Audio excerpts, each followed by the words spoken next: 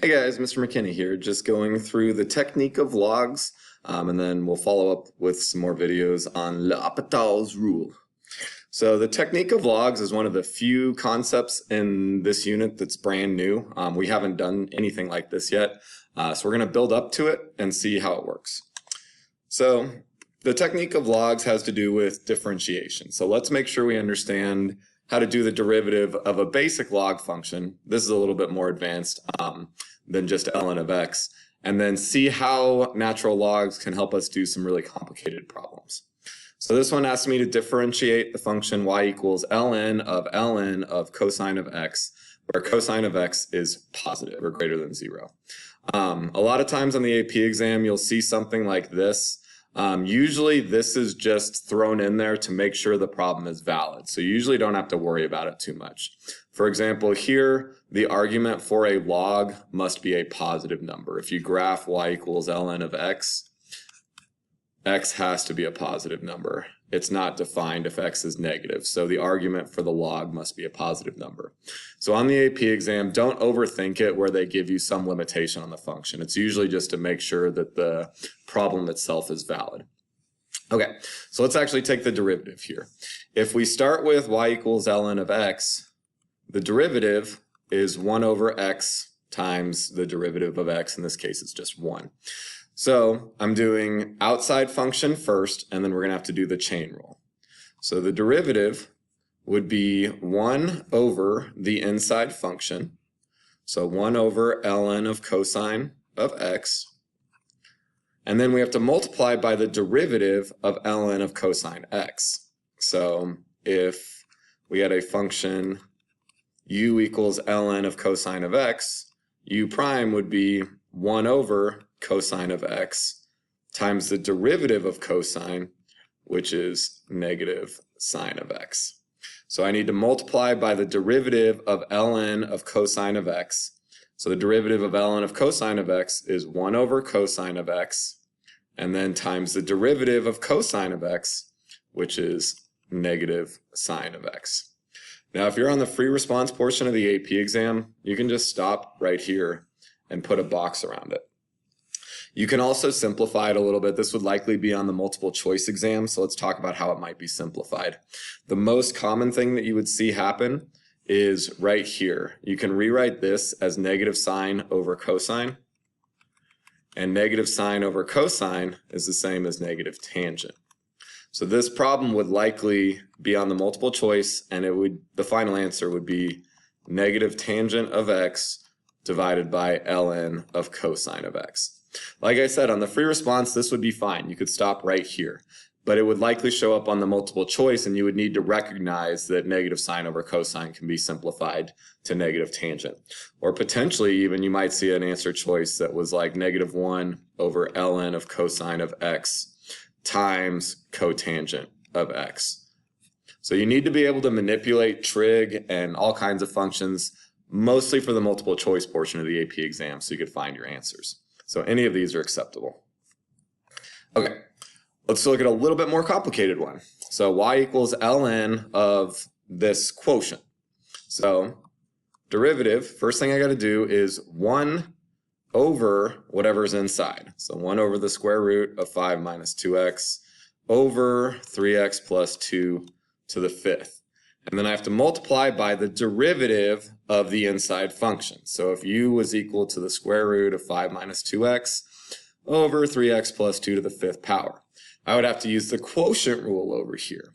So I'd say, okay, the derivative here would be whatever's on the bottom, 3x plus 2 to the 5th squared, and then 3x plus 2 to the 5th times the derivative of 5 minus 2x underneath the square root, and I could rewrite that as 5 minus 2x to the 1/2 power, so it'd be 1/2 times 5 minus 2x to the negative 1/2 power, and then the derivative of the inside would be negative 2, so this whole thing would go in here, and then subtract, and then put this part, so top times bottom, square root of 5 minus 2x, times the derivative of the bottom, and the derivative of the bottom would be 5 moving in front, 3x plus 2 to the 4th power times the derivative of the inside, which is 3. So then this whole piece should go in there.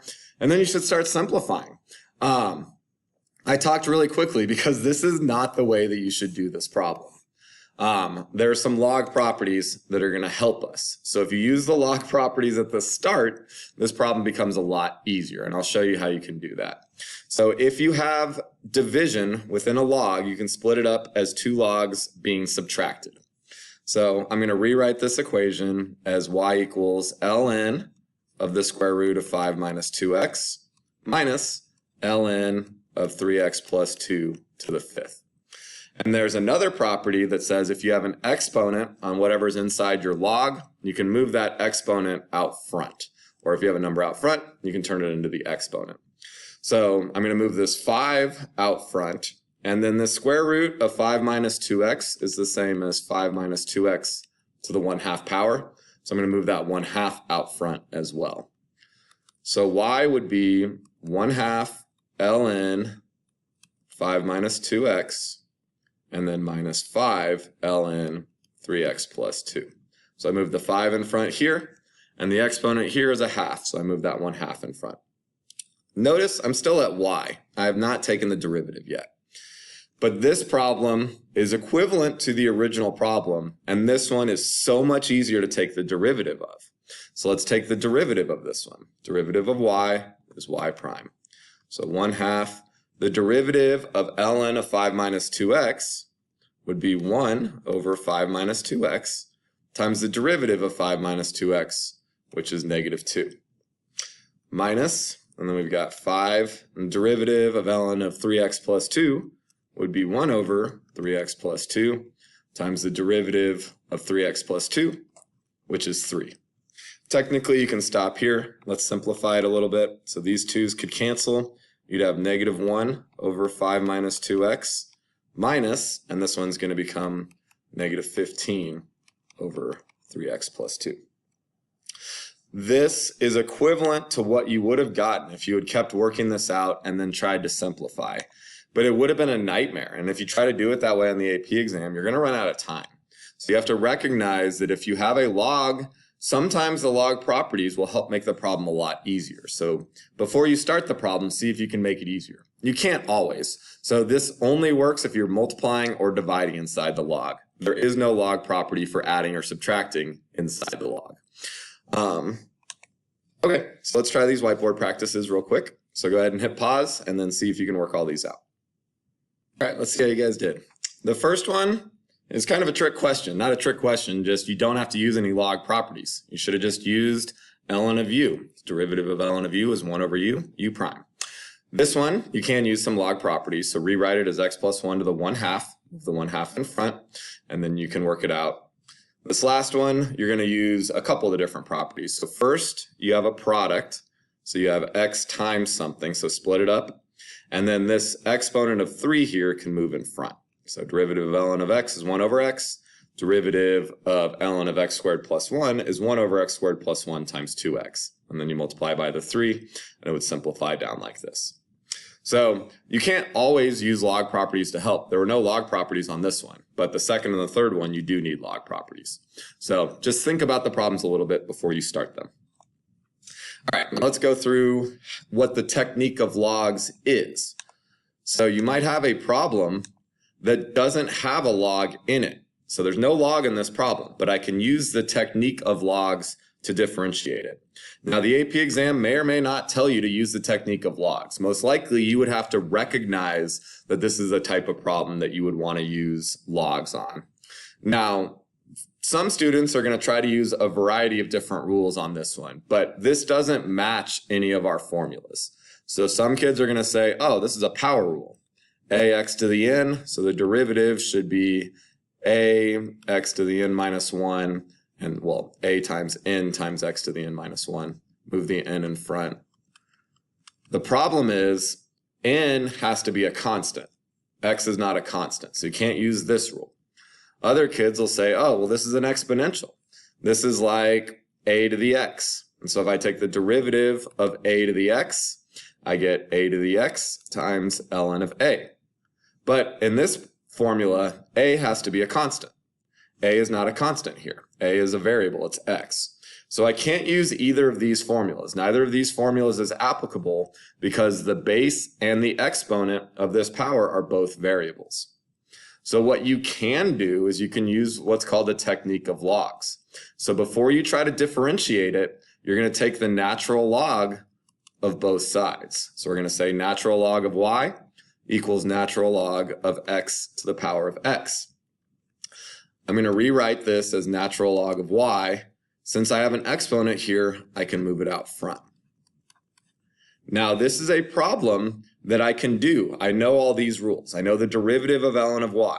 It's 1 over y times y prime, the derivative of y. Over here, I have a product, so I'm going to need to use the product rule. X times the derivative of ln of x would be 1 over x, plus the derivative of x is 1 times ln of x. And then I need to get y prime by itself. So I'm going to do y prime, and I can just multiply both sides by y to get rid of it. So y prime equals y times, and then here the x's could cancel out, so I can just get 1. 1 times ln of x is just ln of x. So again, those canceled. That's where the 1 came from. 1 times ln of x is just ln of x. And then these y's canceled, but the y moved over here. You might see the answer like this on a multiple choice problem, but most likely you would need to plug your original function back in. So y prime would be x to the power of x times 1 plus ln of x. So this is a problem that we would not have been able to do with any of the derivative properties that we have learned so far. But using the technique of logs, we can manipulate the problem, and then we can use, after we've used the log property, we can use derivative rules that we do know. We know the derivative of ln, we know the derivative of x, and we know the product rule. So a lot of times the technique of logs can help you solve a problem. All right, so if I tried to do this problem without the technique of logs, it would go back to this problem that we were talking about earlier. So it wouldn't have this part out front, but I would have to do all of this crazy quotient rule, power rule, chain rule. It would get really, really complicated. So if I see a problem like this that has a quotient and has a lot of things going on, the easier way to do this type of problems is to use the technique of logs. Technically, you could do this without the technique of logs. This one you can't do without the technique of logs. You could do this one the long way, but you shouldn't. You should use the technique of logs. So take the natural log on both sides. So natural log of y equals natural log of this side. So over here, I'm going to get 1 over y times y prime when I take the derivative of ln of y. And here, let me back up a little bit. Let's separate this side out first. So ln of y equals ln, I'm going to rewrite this as a 1/2 power minus ln 3x plus 2 to the 5th power.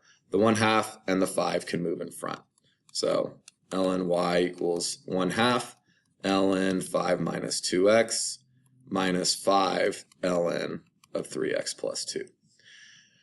Now I can take the derivative. I know all these derivative rules. So the derivative of ln of y is 1 over y times y prime. Over here, I'm going to get 1/2 times 1 over 5 minus 2x times negative 2 minus 5 times 1 over 3x plus 2 times 3. So 1 over y times y prime equals, and I'm going to simplify this the way I had it before, negative 1 over 5 minus 2x minus 15 over 3x plus 2. And now I need to get y prime by itself, so I need to multiply both sides by y. So y times this whole thing. And then again, let's plug y back in. So my final answer would be y prime equals y, which was this original function, square root of 5 minus 2x over 3x plus 2 to the 5th power, times this part. And it's not really going to fit very well, so forgive me. But the technique of logs allows us to do this problem.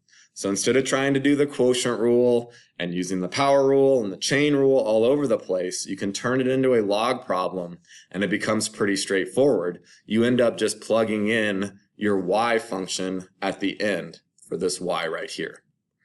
All right, I'll follow up in the next video.